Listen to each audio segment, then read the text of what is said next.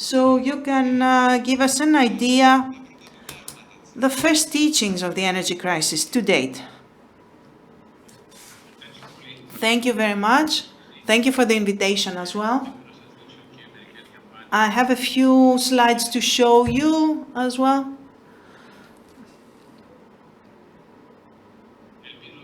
I hope you can see them okay. Yes?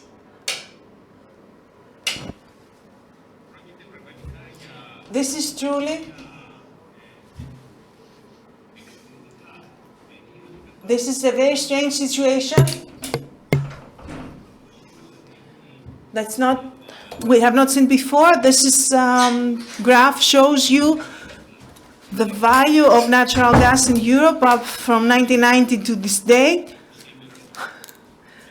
The apex is now today, as we have seen it in Europe, in euro of 2021, and we have our own forecast that most of the analysts today agree on up to 2023, where we see a de-escalation of pricing starting from 2022. Now you see that there are cycles. It's not something unique. It's something that has happened many times before, but the range of this last cycle from €4 per megawatt hour to 95 is really unseen. Of course, there are many factors that we have already analyzed. It has to do with very high deepening of the cycle due to the COVID. It has to do with a slowdown of investments in the hydrocarbon market upstream. It has to do with geopolitical factors, such as, for example, the Ukrainian problems. It has to do also with a transformation in the global gas market that has to do with the fact that natural gas became a global commodity thanks to the liquefied, to the LPG, and the stock and the exchange of the markets, the market exchange in Europe, which is something that was very conscious as a move. And we had, in the previous crisis, a few years ago, in 2010, we had this dependency from oil, and we tried to move away from that, and we have achieved now that we have this crisis of the natural gas is an autonomous crisis. But of course, it would be silly to say, let's go back to oil. But what's more cumbersome is the fact that natural gas right now in Europe and most of the markets is the only deciding factor when it comes to limit prices for the wholesale markets. And I am using throughout my speech the power exchanges. We need to forget the concept that we had in Greece, this mandatory wholesale market. We only had that for certain reasons in order to develop competition, and its purpose is now complete. It's over. But in essence, it continues to represent almost 100% of energy in Greece. But power exchanges should deal with part of the markets, not the entire market. They need to be the financial, the exchange transaction, for unexpected developments, and that's where natural gas is the deciding factor.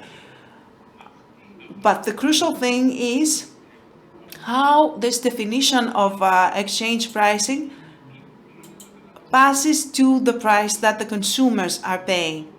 Now, in the actual energy cost, a deciding factor in order to mitigate and limit these prices and the fluctuations comes from RES. Renewable sources, however, have not increased so far to date to the point that they can counterbalance the pricing of natural gas, which is something that we expect will happen in the next 5 or 6 years. in the context of the energy transition in Greece. So it's a combination of these factors that are deciding this crisis. A lot of people may say that Greece was very hasty to move away from lignite. Of course, that's something that is happening. This haste is something that we see all over Europe, and it's not really a haste. It's που γίνεται είτε από άγνοια. It's something, this phrasing is something that people say whether because they don't know any better or because they have perhaps a political agenda. And I'm very clear on this. Because if you see the actual rate where this moving away from lignite has already started since 2012 in Greece and in other countries, you see how rapidly the participation of lignite has dropped, and this started, let me remind you, by the fact that the cost of this, the lignite mines and the cost of all these economies of scale started to increase. You see, since 2018, how far we have gone until we saw the signal of the carbon emissions in ETS. So it was a predetermined course, and of course the ETS values made the Greek production completely not viable. They gave a signal to Europe, and now in Greece or in the Balkans, no one thinks about continuing with lignite. So there's no logic to the saying that we need to go back or slow down the delignitization process. It's a decision that was very, very correct. Now, the critical topic right now is, of course, you have heard that natural gas is the bridge, and of course, even the National Plan for Energy and Climate and the European scenarios predicted that there will be a period of about 5 years where the contribution of the natural gas would increase in the energy mix until it would be replaced by renewable energy sources. Of course, right now we have this pricing crisis in this short window of time for the energy transition, where we have the dependency from the natural gas.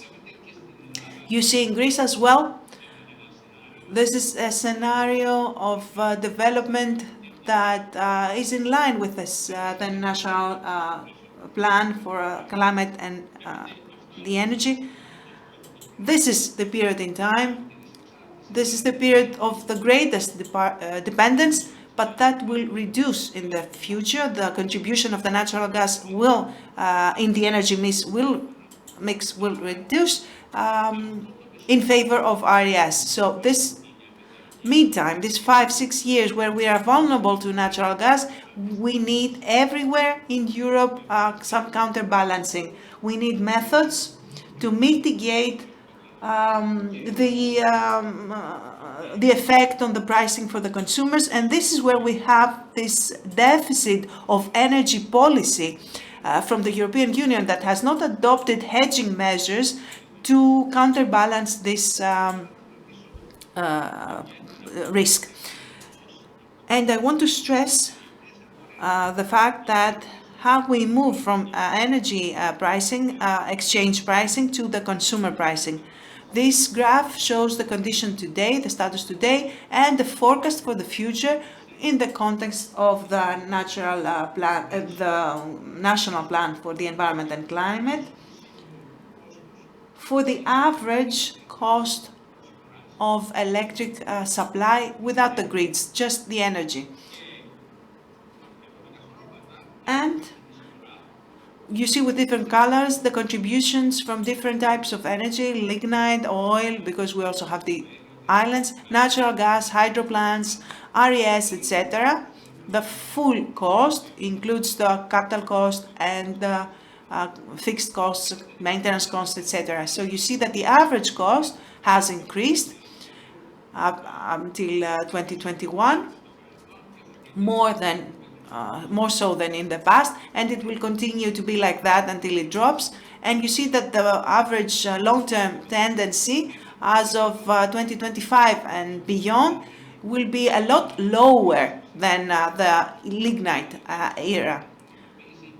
So this, you see that RES, along with the storage and the contribution of the natural gas, will ensure in the long term the lowest possible cost. So this concurrence right now, you see, we mark it with this broken orange line. You see a forecast for the limit cost, the exchange cost of electrical energy, and that is sometimes lower than the average cost and sometimes higher. If you remember, recently and for many years, the exchange price was lower than the average price, and this is why we had a deficit in the total earnings of the different producers in order to offset their cost and recover the cost. And this is why we may had some techniques, some mechanisms.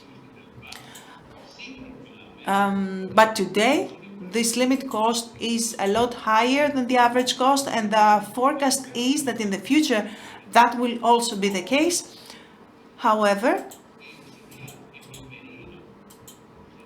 when we have, in order to maximize the benefits for society, the price for energy has to reflect the average full cost, because that's the fair cost that all producers recover. The full cost that also includes the capital cost. But when the limit cost is higher than this average cost, then the difference in essence is a windfall profit that, when we have this maximization of social benefit, these windfall profits should not be paid. So that's a very, very key point, and this is something that needs to be ensured through healthy competition. Here you see a forecast, a prediction regarding pricing again, that says that increase of renewable energy sources from the NECP, the National Energy and Climate Plan, will be able to offset the prices of the natural gas. And you see a scenario where hypothetically we will continue to see these high prices for natural gas, but if we move with RES, you see this green line, in the end we will also have lower exchange pricing compared to the red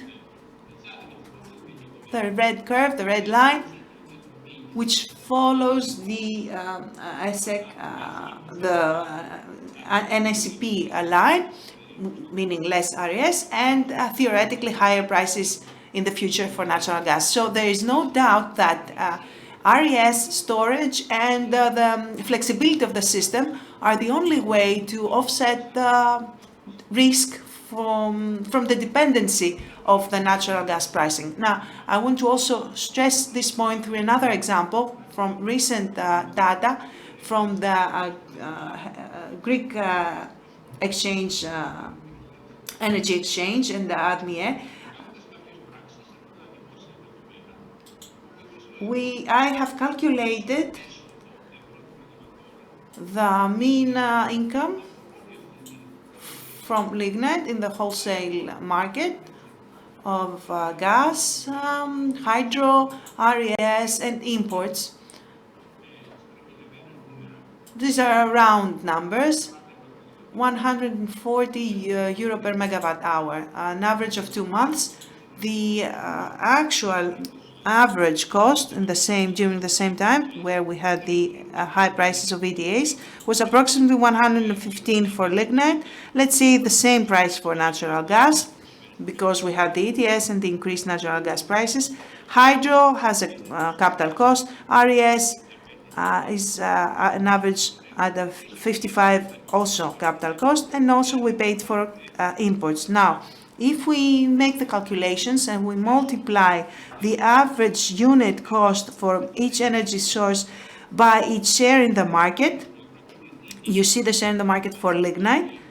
And despite the fact that it was cheaper than natural gas for so many months, it stayed at 10% as it was before during the previous years, 37% for natural gas, 32% for RES, 11% for RES, and 11 for hydro. And we get the average fair price 101 and not 140. So any form of energy has a windfall profit, unexpected profit, and in total it's 39%. So if consumers pay 140, they pay 39%, which is not fair.